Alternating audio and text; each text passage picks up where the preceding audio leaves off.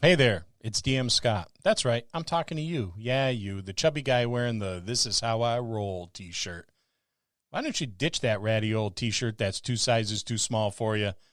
Where'd you get that? Baby Gap?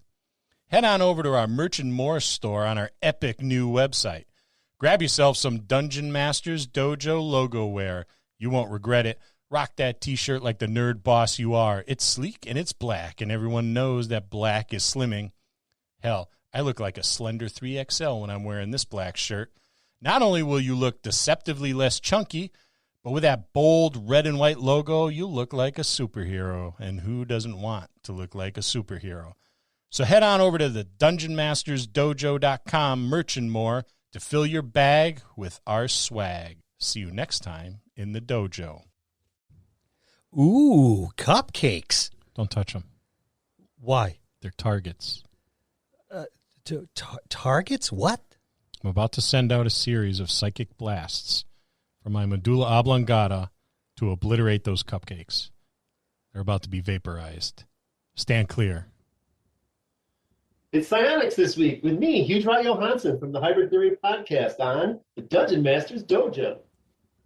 Support the Dungeon Masters Dojo by heading over to Apple Podcasts and Podchaser and leave a review. Take the time to leave a comment as well. This helps make us more searchable to those listeners interested in content such as ours. But more importantly, we want to know how we are doing and what topics you would like to hear about. Another way you can support the DMD is by buying the DMD a beer, so we can continue to deliver quality content to you, our listeners. This also helps us upgrade and replace equipment. Head over to buymeacoffee.com/the DMD and buy us a beer, or 3, or 5. Don't forget to say something nice or mean. We don't care. You're buying us a beer. Now on to this week's episode.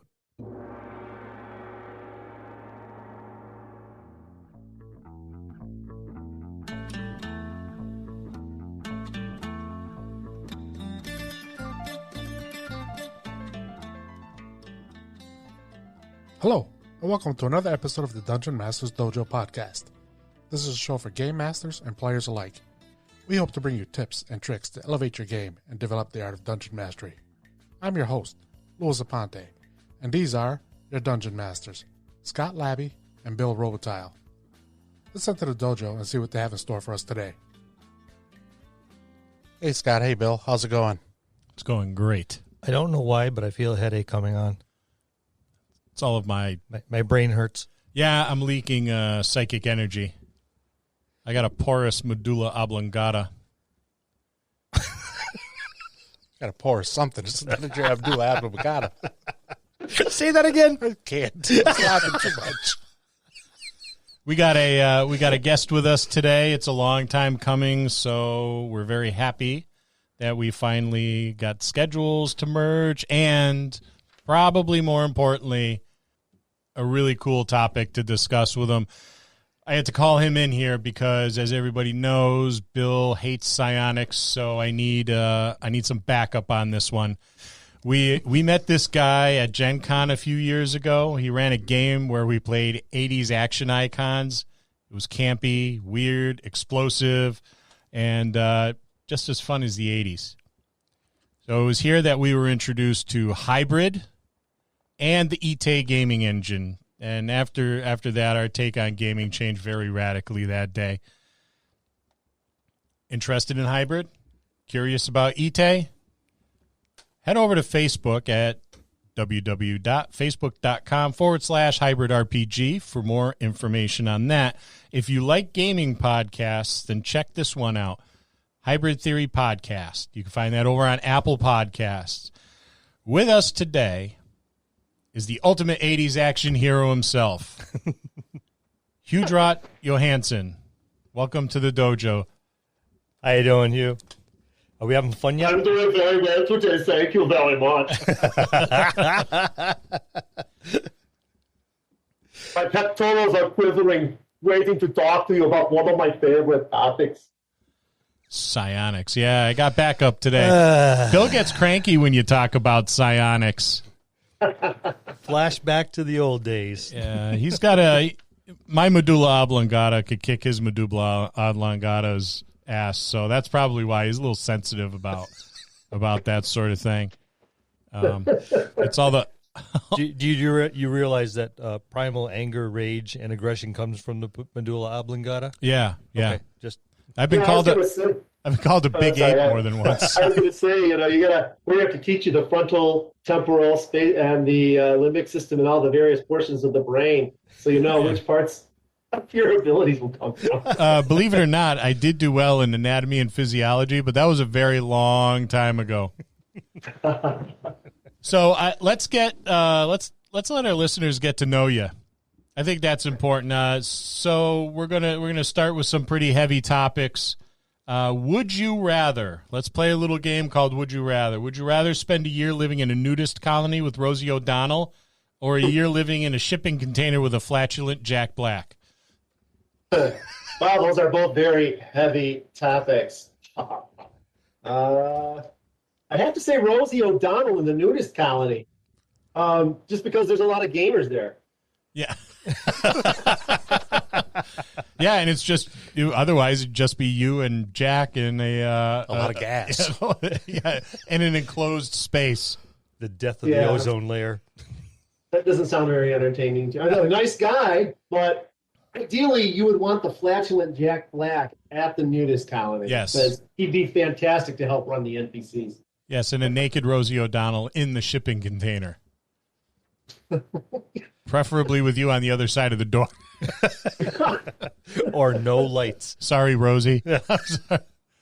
We'll be on The View tomorrow. That'd be the best thing that could happen to us is an angry rant from her on The View about us. What's funny is I actually based an NPC voice on her once. It took me 10 minutes to get the New York accent, and then it turned into a mutilated Chicago accent, and I gave up halfway through the session.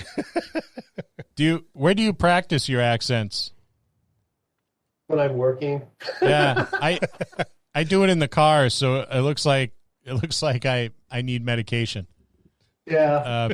People sometimes I'll do it when I've got a problem at work and I'm spouting obscenities, and I'd rather spout the obscenities in somebody else's voice instead of my own. That makes sense, because you just point at somebody else going, it wasn't me, it was him. Yeah. Now this question, and I thought of the endless possibilities that could come from you about this, and I know I will not be let down. What would be the creepiest thing you can say while passing a stranger on the street? Okay. The first question I have for you is, creepiest for me? Where did that come from? It's so scary. I don't know what that means. I think that it's not what you say, it's how you say it. And to me, the creepiest thing, I thought about this a little bit while I was waiting for the intro and whatnot. And I think that the creepiest thing is the thing I say to my kids' friends when they come over. I'll say, "Hey, how's it going? Want to be my friend?" I'm actually going to use that one. Did they come back? Or, "Hey, I've been watching you." And then let the awkward silence do the rest of it.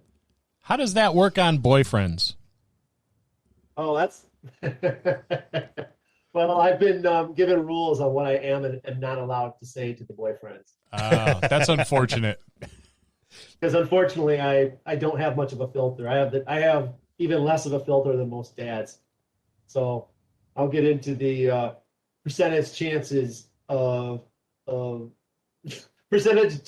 bad things happening if you're out past 10, or the percentage chances of what happens if the two of you are alone in a room together and mom and dad don't come down every 10 minutes to interrupt. That sort of thing, you know. Yeah.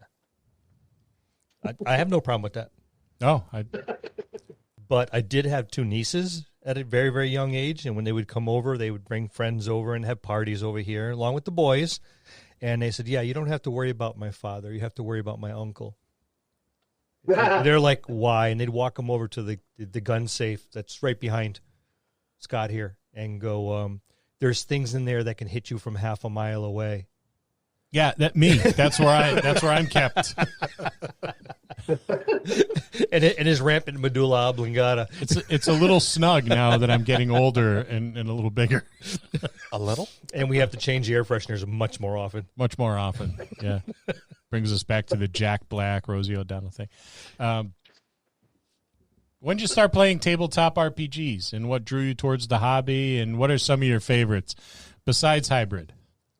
I was gonna say HiBRiD's my favorite. Let's see. 83. I had no friends. I was one of those. I grew up in a small farm town where people laughed at me for carrying books around, and it's just why would you go to college? You can just go work on the farm, kind of thing, And one of my friends came to school one day after winter break, and he had the red box set, the classic Beckme red box, right? And he showed it to me. I'm like, this is great. So I went to the mall. I rode my bike to the mall. I got the red box set, and I came back, and I would sit there. It turned out, because even though I was in elementary school, we had I had junior high classes, and I had to walk between the two classes every day. And they were on a 35-minute time shift. So what happened is I go from my fourth grade class to my sixth grade class, but I have to sit there for 45 minutes in the lunchroom and wait for the class to start. Luckily, I had my red box set. So what I would do is I'd make like 10 characters out, and then I'd have them fight a red dragon over and over and over again. It was like a Monte Carlo simulation. It's like, okay, red dragon, up, character number 1, gone. Character number 2, gone. Character number 3. And after about the 23rd, 24th character, I would finally beat the dragon. I'd be like, okay, I'm hooked. That's it. That was it. So, I don't know. I like my favorite games, other than HiBRiD, of course, is I like Fudge. I think Yeah. that was by far one of my favorite role-playing games. I think Fate's taken Fudge in a direction that's a little less crunchy and a little more story-oriented for my taste. I've talked about this. I've talked about this before on other situations in my podcast, but I like a combination of tactics and story. And I feel that a game that goes in both, that allows swing in both directions, is what I most enjoy. Games that are very tactical, if I wanted to play that, I'd play chess. Games that are very story driven, if I wanted to do that, I would LARP. So to me, that's kind of the realm that I like to fit into. So if I had to, of all the versions of Dungeons and Dragons that there are, and all the old school revivals and all of that there are, I would say that probably my favorite is the Rules Encyclopedia version of Beckme, because it has all the extra stuff, but you can shred all that stuff too if you want and just play the raw rules. Plus, it's got pseudo-psionic monk in there, which is kind of nice. That's arguably one of the best versions of D&D out there. That was a very well done version of D&D. I liked it. For D&D, I like that one, but I've played a lot of systems. I tend to shy away from dice pool systems because I feel the action resolution is too slow for those systems. And dice that use more than 2 or 3 dice to resolve anything, they're a little too slow for me. I'm impatient and old. So 1 or 2 die rolls, I'm good. Advantage, disadvantage from 5th edition, that's as good as I get. After that, I start falling asleep. So No champions for him. Nope. Yeah. I had tried Hero. I tried what's the other one? Riffs, and a lot of those guys. As I used to think it was cool to create systems and add systems, but I found over the years that I preferred the system light stuff better. And another one of my favorites is Adventures of Baron von Munchausen, which is barely a role-playing game. There's no dice at all. But that one is fantastic. That one's very HiBRiD. That one's very, very, very, what's the word I'm looking for? Collaborative. And I like that. So those are some. So I'd say Fudge and Baron von Munchausen are probably 2 of my favorite games. All right. Now that we're all warmed up, Here we go. Let's get on topic and talk psionics. All right. What do you think? Does psionics have a place in D&D, and if so, why? No. Thanks for joining us. All right. Well, that concludes. Oh, I'm sorry. You weren't talking to me. No. I would be interested in why you don't think it belongs, Bill, before I answer the question. No. You first. Oh, they say the guy that goes first loses. Yeah, I know. Okay. Well, I think it does have a place. Well, when you say D&D, do you mean D&D as a system, or D&D as a genre, or D&D the game world? Because each one of those is a different question. Yeah, right? I would, barring the game world, because, depending on what game world, you delve into, of course, psionics does have his place, particularly in Dark Sun. Right. But as a game, as a genre, let's start as a game first. As a game, yes, it does. But second edition and third edition did this really cool thing where they basically said, look, you can treat psionics as another type of magic system, or you can treat it as an external system. And they talked about how to direct the game using one paradigm versus the other, right? But if you're going to use it as just another magic system, you might as well just use the magic system. There's no sense in having the additional system. It serves no purpose. If you want to create something different, however, then psionics definitely has a place. I actually talked about this in my podcast, but basically, I treat psionics as a very scientific phenomenon. My background is biochemistry and neurophysiology. So when I wrote my original systems, I totally shredded everything I learned from every other game system, and I based it specifically on that. So if you want to have a game where you want to have a system that can be a nice counterpoint to a magical system that has a different flavor, it's fantastic for that. And that's how I would say it would fit in. If you're going to go with a group of people that don't want to go with that paradigm, you're better off just building a psionics class, but make them specialists in certain magical spells and be done with it. So does that answer the question, or? Yeah. What about the genre? Do you feel it's the same way for the genre as it is the game, or is there something different about the genre itself? Well, the fantasy genre has always had people that use mental abilities. I mean, but if you look at Harry Potter, right? Harry Potter, you have your affluence and affluency, and they treat it just as another magic. So even, and of course, look at the spells, the enchantment and the charm spells. So the question of whether abilities such as telekinesis, telepathy, things like that fit in the genre, that's a non-starter. I mean, that's a non-starter. Absolutely, those things belong in there. It really comes down to what you want to portray in the game you're playing. We tend to think of psionics as futuristic. So if you want to have a futuristic mix into your fantasy genre, that's a fantastic mix, right? I also think it's good in the fantasy genre is it goes towards between the 1600s and the Victorian era. In that period of time, the golden age of discovery, where you're going from alchemy to chemistry, I think if you're running games in that time frame when firearms are starting to evolve and things like that, I think that it fits within that genre too. I don't think necessarily psionics fits in the 1200 to 1400, 1600 area of time frame, but I do think that there's a definite place within the fantasy genre for psionics. Well put. That makes sense? I thought so. Yeah, that's really well put. How do you feel about that? Are you won over? No. How come? I haven't seen psionics done well yet because it unbalances the game too easily because you have all kinds of offense and you have no defense against any of the psionic abilities unless it is treated like you said, a magic, a different form of magic.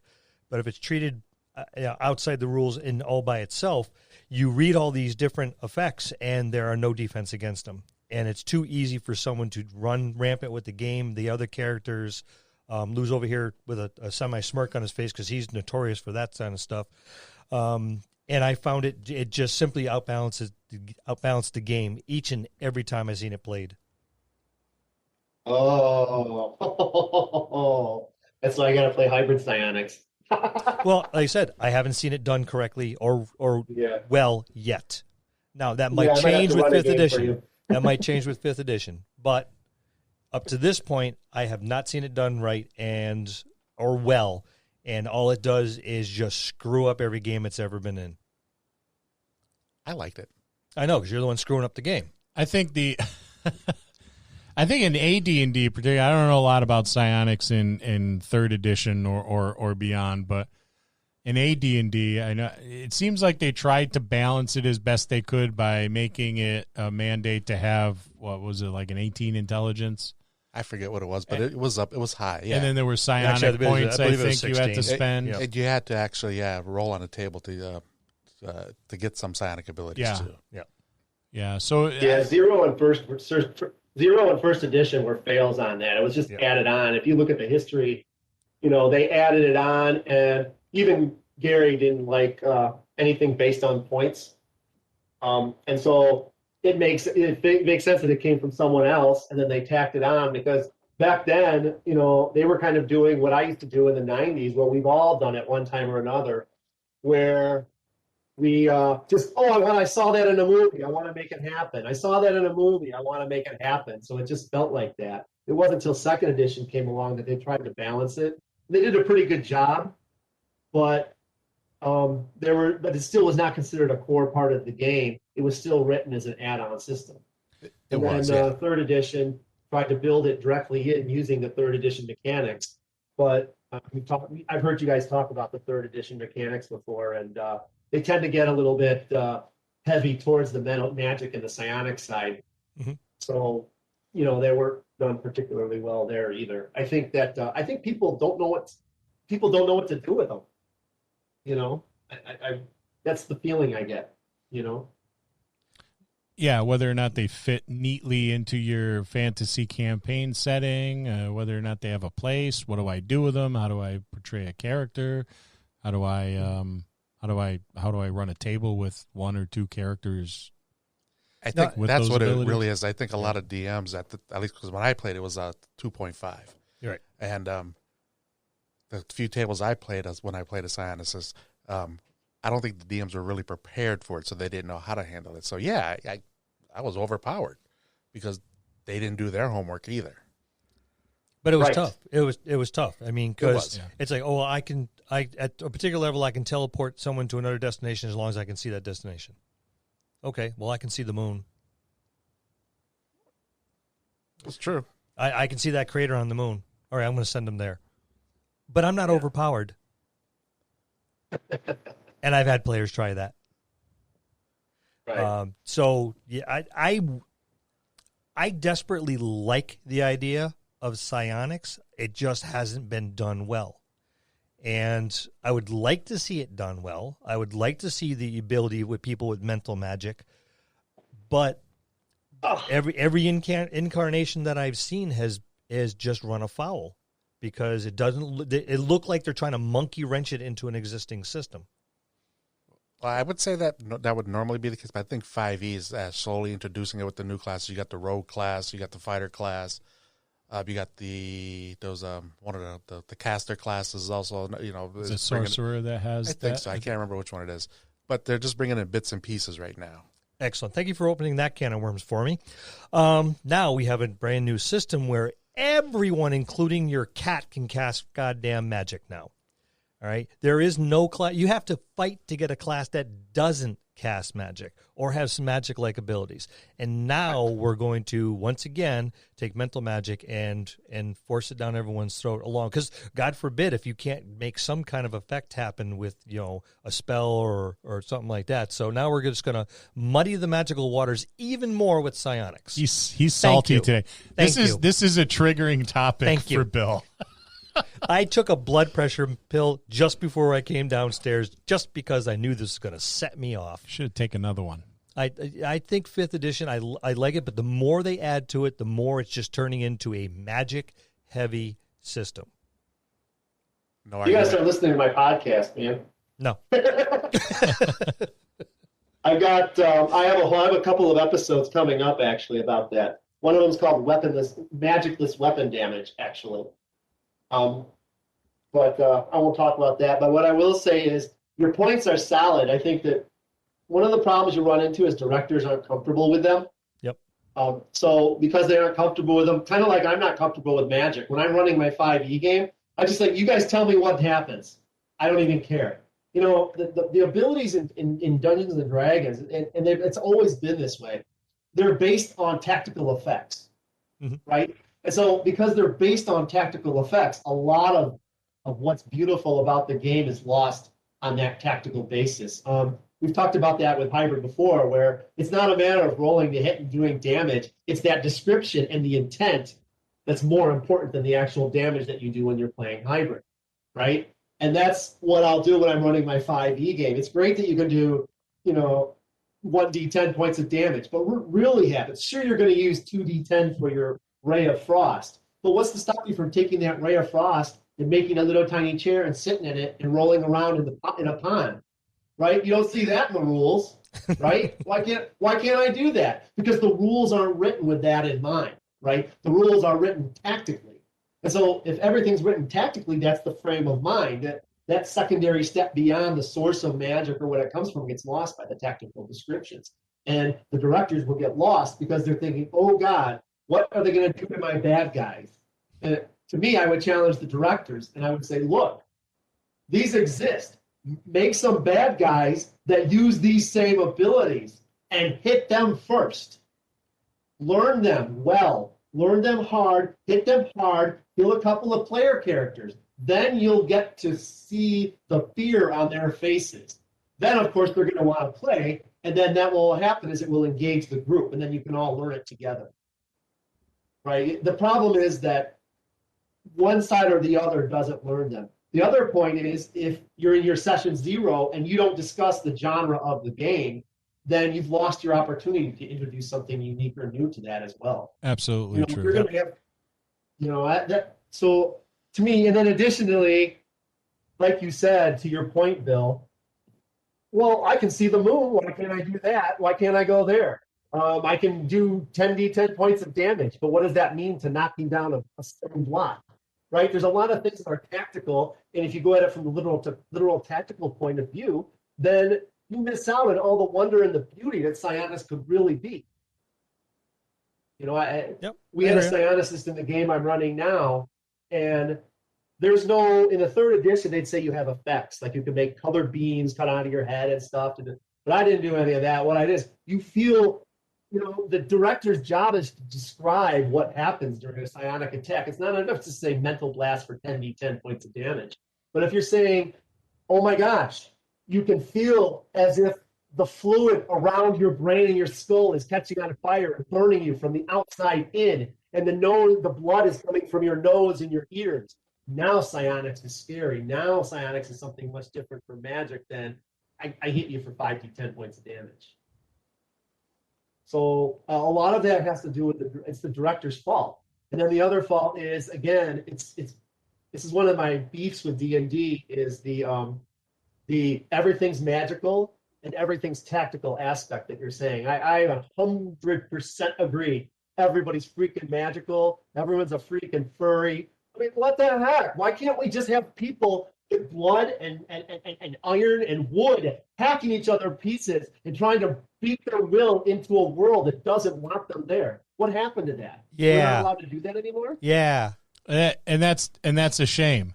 Where's the uniqueness of a particular character class, right? Where's the why do you need a cleric if everybody can heal, or why do you need a wizard if everybody can cast magic missile? Or the reason for that is I think it's because of to me, all these games are starting to remind me of your MMO RPGs.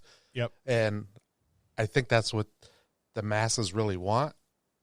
And so these companies are giving them what they want because it's what it's following. Yeah, well, all the characters are being homogenized. The only thing that's different is the skin.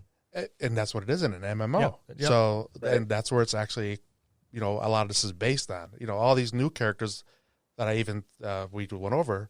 You're the new fighter. You're like a Jedi Knight now. So and that's from a game. Your rogue, same thing. These are all from games. They can all heal. Same with the bards. It's all in the video games. Mm-hmm.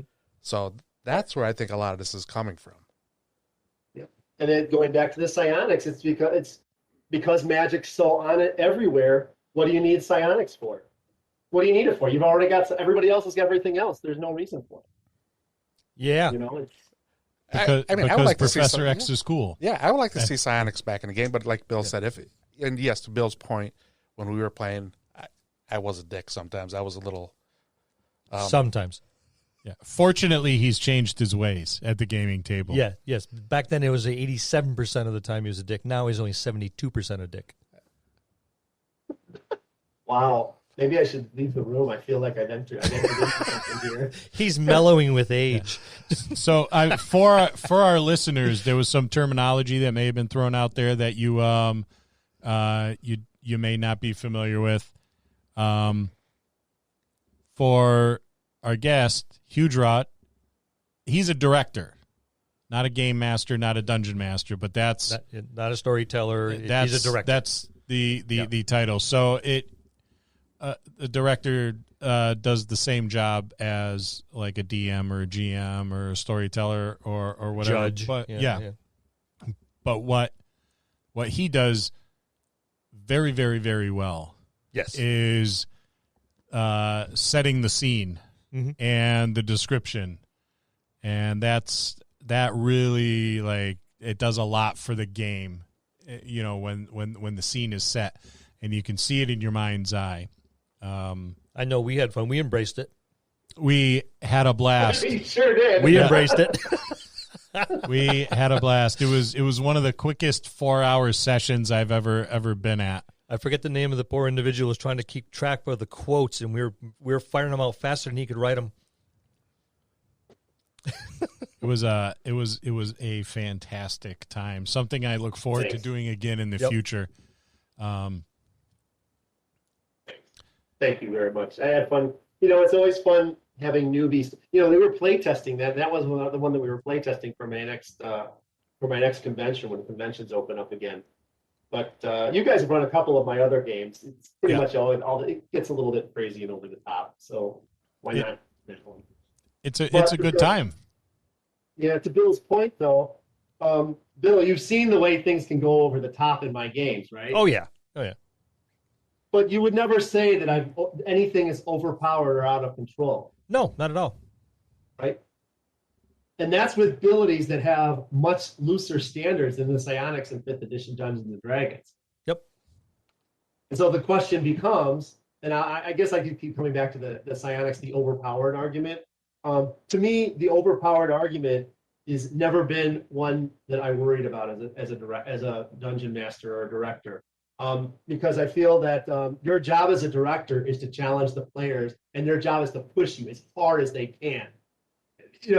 If you can't react on the fly, then the way I feel about it anyway is like, if I can't, I fail.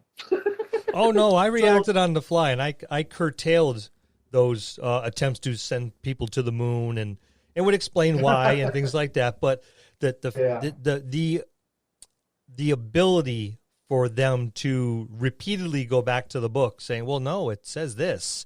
And I would say, no, this is the interpretation that we're going to go with. So I did curtail it right back. And as far as knowing the book, I read the book from cover to cover and could quote every sentence in it. So it's not like I didn't know the rules. And that's why I didn't like it, because I didn't know the rules. And I'm like, why are they allowing this? So I became very, maybe slightly prejudiced against the whole psionic system. Not slightly. Yeah, hugely. Psionic. But to Bill's defense, he is probably one of the only DMs that I've played with that understood the rules. A lot of the others did not. Yeah, it's common. They won't even allow them in their game. It's sad. It's a wasted opportunity. The fact that you chose to take it on, Bill, is fantastic. That's That's kudos to you. Well, I let him try it repeatedly, and I think I even told Lou, dude, all right, you're not sending people to the moon, okay? That wasn't me. That was DJ. Was it DJ? Yes, oh, it yeah, was. that's right, too. It was. Yeah, well, I could see the moon. Really? Okay. Yeah, he was usually high though whenever we were playing. Yeah, very, yeah. I mean, in DJ's defense, still pretty creative for being, obliterated.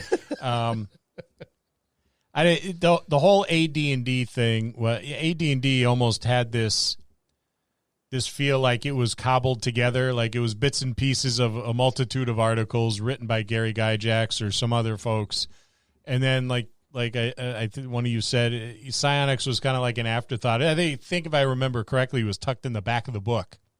It was. Yeah, right after the Bard. Because the Bard was in the back of the book too. Yeah. And it harkens back to that sci-fi, that pulpy sci-fi influence that D&D had back in the day. I think a lot of folks misinterpreted it in that D&D was kind of inspired by Tolkien, and certainly there was some inspiration that came from Tolkien, but most of it was those old kind of pulp magazines, the short stories in those, like Amazing Tales and the whatnot stuff Robert E. Howard or H.P. Lovecraft would put in those, very much so. And a lot of the game mechanics, originally Gary did mostly tactical games. That's what he was, originally, in the group that he was with that was he was huge about. So that's where a lot of that math came from, was bled over from all the tactical games he was playing. Oh, the weapon speeds. Yeah. Hey, I like the weapon speeds. They were fantastic. Said no one ever. Oh, we used to use them all the time. It was a way I could screw over the mages. It was fantastic. As if they couldn't get screwed over enough. Just walk up and poke them once with a sharp stick and they're down for count. So, so what do you think of 5e's attempt at psionics? Well, you're asking me all these questions. I talked about on the podcast. I think in terms of psionics, the first attempt for 5e was classes to replicate what they did in third. And a lot of people said it was, again, overpowered, okay? But outside of overpowered, there was just so much that they threw into it. It was a hodgepodge. When I went through and I reviewed it, it wasn't focused. I mean, sure, they were focused. They had like their Scion and their Psionic Warrior, and they looked focused by the classes, but they really weren't. They were really, you could still do everything. And then when they kind of rescinded that and they came back with their new Unearthed Arcana, which is the stuff that made it into Tasha's, I believe, where they basically added bits and pieces to the other classes, then they kind of went back to like a second edition kind of thing, a little bit like first edition, second edition thing. And I think that kind of didn't work either. I think that in both of those situations, I just don't think I don't think that either one of those was implemented particularly well. I don't mean to rip on anyone or be negative. I think they could have been implemented better in other ways. If you're going to implement it, for instance, psionics fits really, really good with either the monk class, or it fits in very good with the sorcerer class, or it fits very good with the warlock class. Mm-hmm. I think in one of those three classes as subclasses, I think they would work. I agree with that. Maybe as a fighter, the fighters as well, a fighter subclass, if you solely limit it to telekinetics. The concept of a fighter using telekinetic abilities with their combat abilities keeps the character grounded in a physicality that a lot of the magic doesn't keep them grounded in. So to me, that's where that fits, if that makes any sense. I think biokinetic abilities that allow characters to control body processes, I think that fits in very strongly with the monk. I think that's superb, the mind over body thing. So I think it fits very well with the monk class. Now you look at the mental abilities. I mean, if there's any current class that fits mental abilities, isn't it the sorcerer class? Mm-hmm. Absolutely. Right? Yep. So I think that if you were to go in those directions and made them subclass, and then theoretically you don't even need a separate psionic system if you fit within the paradigm created by 5th edition. You can just select your spell list and excuse me. You can create the same thing with the current systems, and you don't need to add psionics and still get that flavor you want. So but they're going to add it anyways because that's a new book. Pardon? They're going to add it anyways because that's another book. Yeah, probably. So do you think we're moving towards some psionics rules for like 5 or 5.5, or just do you think it'll be something relegated to just specific subclasses? Wow. That's like asking me if Linux is ever going to be a full desktop OS. Who I think? If I were a betting person, I would say no. Because it's a company and they're driven by profit. I think there's a lot of people that feel that psionics don't fit in with the game. And so in that situation, it's not going to be necessarily a huge profit driver. If you can have people, and there is an open source nature to the 5e game now, which will kind of prevent that from ever gelling into something that will make them make some money on it. So if you were to ask me, I would say, unfortunately, not. Now, I know you must have hybridized psionics for your own game. Oh my God, yes. Yeah. So let's hear it. What did you change and why? Did you keep anything the same? Well, first of all, hybrid psionics are built from the ground up. Okay, the system was built with psionics. There is no magic in the hybrid system. There are only psionics. Psionics, cinematic abilities, and descriptive abilities. You guys are familiar with the cinematic abilities, right? Yep.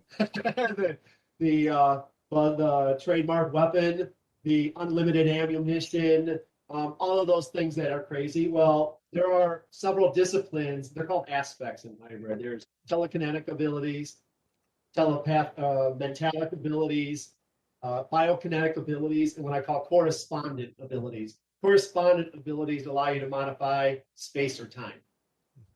And so each one of those 4 abilities is based on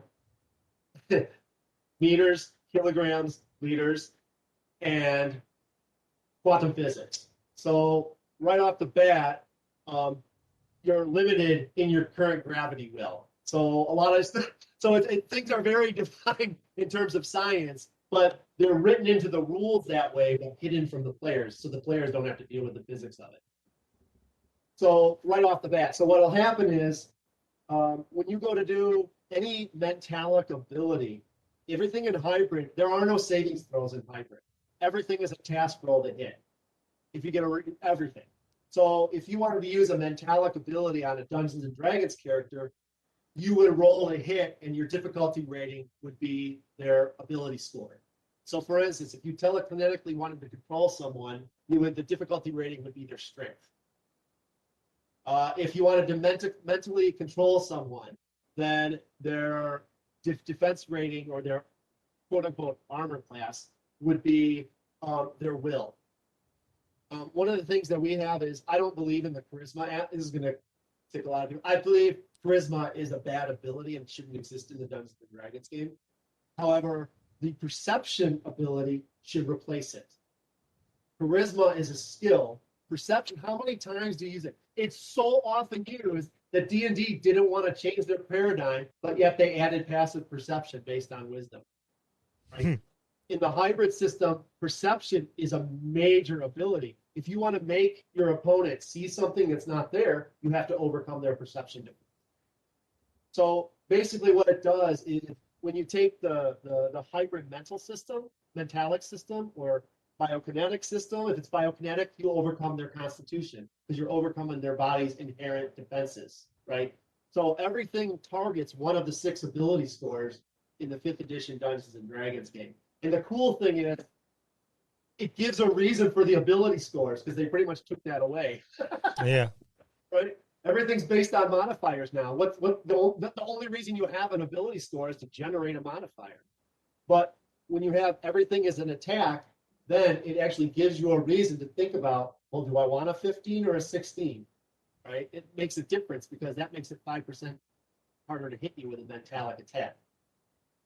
So that's probably the biggest hybridization that I can think of. Is that the other thing is psionic abilities suck your stun away, your hit points away.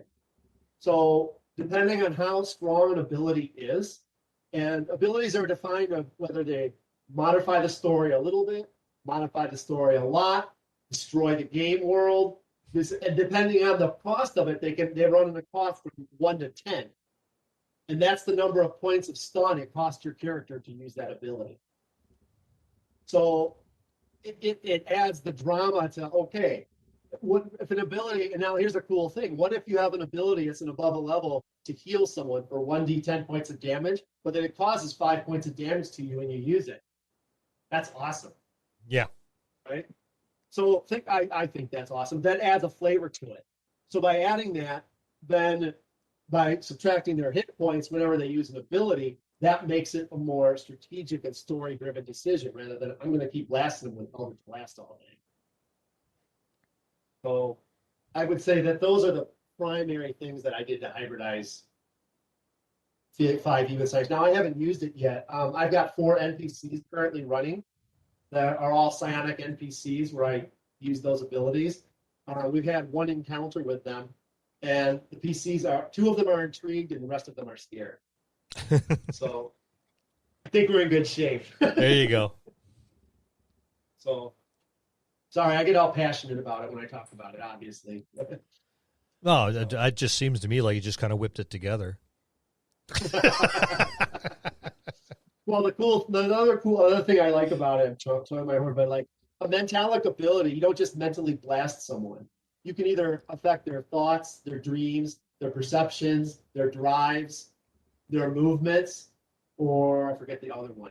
And it's based on neural traces, neural physiology. Everything is considered a different trace, and you're manipulating a trace.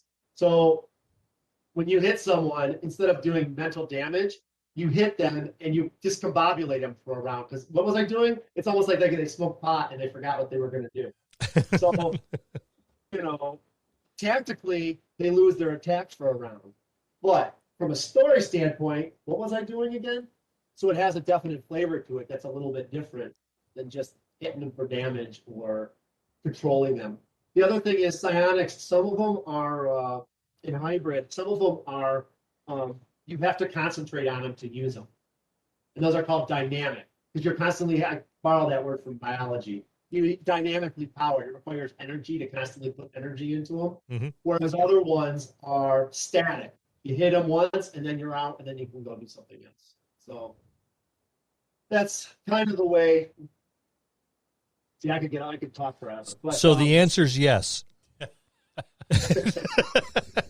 I like it. But that's how I hybridize psionics for my use. That sounds awesome.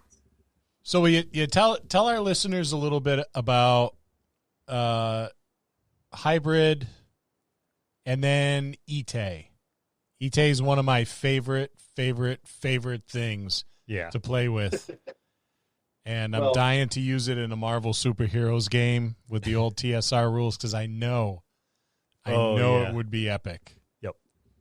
It's designed, between Fudge and Marvel Superheroes, both of those games are perfectly designed for Ite. Absolutely.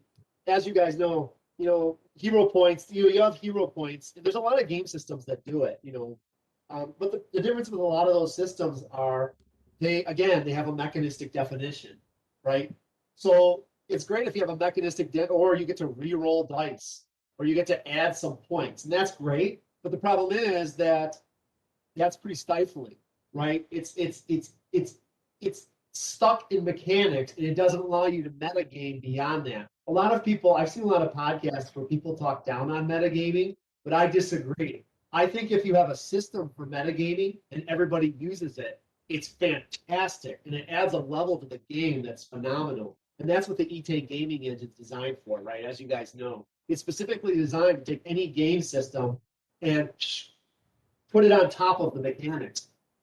We've been using it in my 5th edition game, and the players were very dubious about it at first. You're ruining Dungeons and Dragons. You're going to ruin the balance. Not a game goes by I don't have players get your point of vitae. We're going to need it. And sure enough, you know, they go to seduce the barmaid. It's really, really helpful to have that point of vitae to help them out. For the listeners listening, basically what vitae allows you to do is it allows you to turn a failure into a success or a success into a critical success.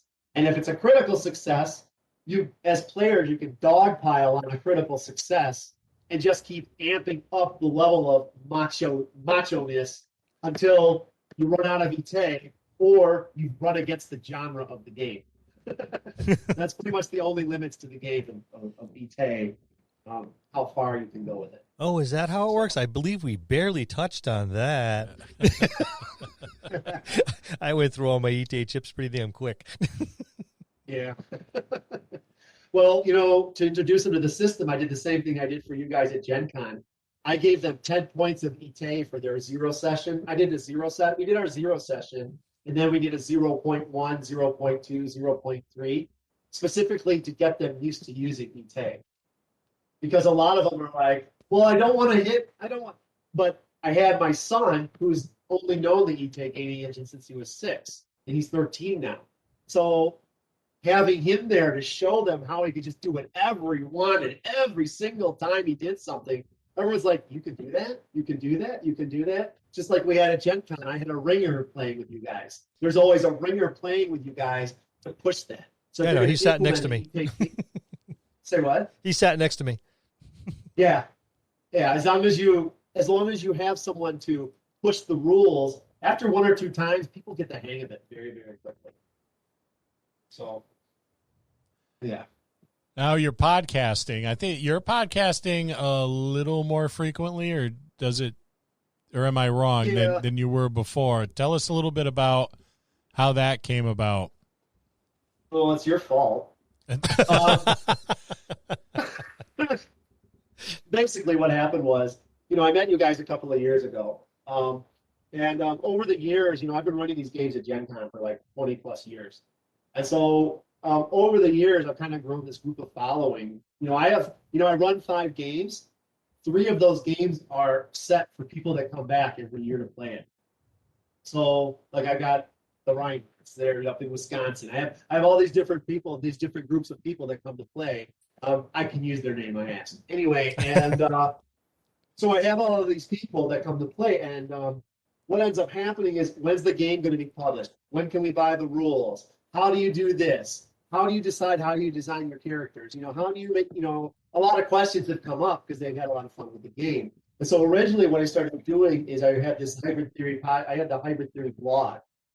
And if you go back and look, it goes back way back. It's been there a long time. But I realized no one looks at blogs anymore.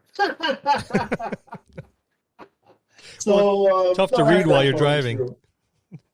Pardon? It's tough to read a blog while you're driving. Not really. Yeah. Well, my kids will tell me I'd rather watch a video. I'd rather listen to a podcast. And so in listening to you guys, it kind of took the fear away, because I'm like, what am I going to say? Who cares what I have to say? You know, there's a lot of that, what do I have to offer the community thing. But you guys enjoying the game and having a podcast of your own kind of inspired me a little bit. You know, you guys talk about inspiration on your podcast a lot. You know, it inspired me to want to try something different. And so the first couple of podcasts are such garbage, but it was really important for me to mine, not yours. But what it forced me to do is to figure out, what do I want to do? What is I want to talk about? What's the voice that I wanted to bring? And now I'm kind of into a groove now where I'm like, what do I want to talk about for 10 minutes? What do I want to talk about for 10 minutes? What do I want to talk about for 10 minutes? And so that's why you notice they're a little more frequent now. So what I'll do is I'll line up a boatload of them, and then I'll schedule them. I got like 6 of them lined up, so I'm good for 6 months. But yeah, like the next 4 or 5 of them are all about either magicless fighting and magicless damage, or they're about psionics, further extensions of my psionics game and how I'm going to use it. Like, I have one podcast episode dedicated to each of the 4 schools of psionics, and then I have one dedicated to how I would build a psionics class in 5th edition. You have my permission to use my point of view at any point. Well, I'll say that. Well, I think your points are valid. Well, But I think that I think the best way to do it is to have a collaborative relationship. Obviously, you and Lou have a collaborative relationship. Lou pushes it as far as you could go, and you tell him to shut the hell up. That's pretty collaborative. That works pretty well. yeah, well, I'm pretty much on the winning side almost all the time. So, yeah, I can go with that. Sometimes. I get a win every once in a while. Yeah, he'll squeak a little one through there every now and again, but Yeah, but no, but I think it's a legit. I kind of, to me, I use psionics. I use them in a Victorian era campaign because I have, like I talked about, I have a whole race of people that are psionic people. So imagine if you have an entire race of everybody can read everybody else's mind. What do you do with that? How would you build a society based on that? When everybody can read everybody else's mind. And so from that kernel, I built out there. So I built my character abilities and the character classes out from it. And then how does that society interact with a magical society like you would find in Waterdeep? That's a whole nother question, right? Yep. So, that's, I think that's how, I plan on implementing, psionics in Dungeons and Dragons, and that's how I think they could be I think if you as a director are introducing them for a reason, something that you want to explore, it's totally worth the effort. If you're just employing it because it's another system that the player wanted, I'd hesitate against that. Because what's the point of creating something unique if you don't know where you're going to go with it? So that's just the way I look at it. there you go. So I'm going to count this as a win. Sorry, Scott. It's a win for us. That's right, Scott.